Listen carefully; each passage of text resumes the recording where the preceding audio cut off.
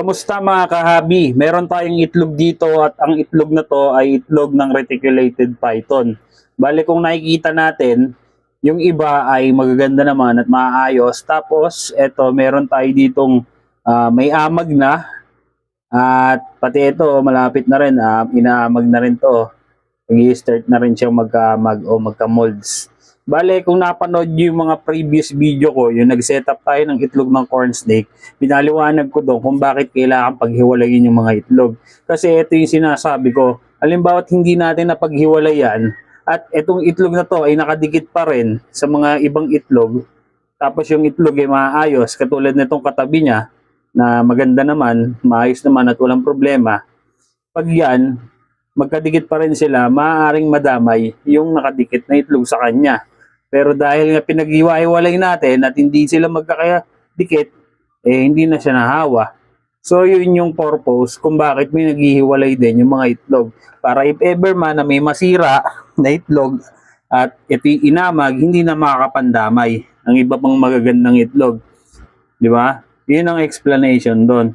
So itong itlog na to, tatanggalin natin yan kasi wala na rin yan. Pero ito, nung nilagay ko dito, parang wala tong similya.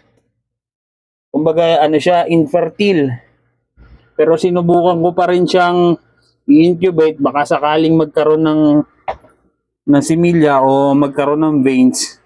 Kaya sinubukan ko pa rin siyang i-incubate. Yan, nalabas na natin tong isa. Tapos, kunin na rin natin yung isang itlog kasi ganyan din ang mangyayari dyan. Itong isa. Yan, kunin na rin natin to.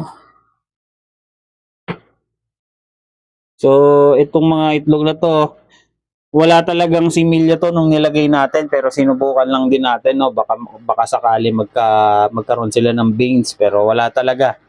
Mag-iisang buwan na tong clutch na to. 2 days na lang, isang buwan na to kasi initlog to nung March 27. Ang petsa natin ngayon March 25. So magwa 1 month na sila. So another 2 months pa mahigit bago mapisa to. So yun lang mga kahabi. Tinanggal lang natin yung mga sirang itlog para hindi nakakapandamay.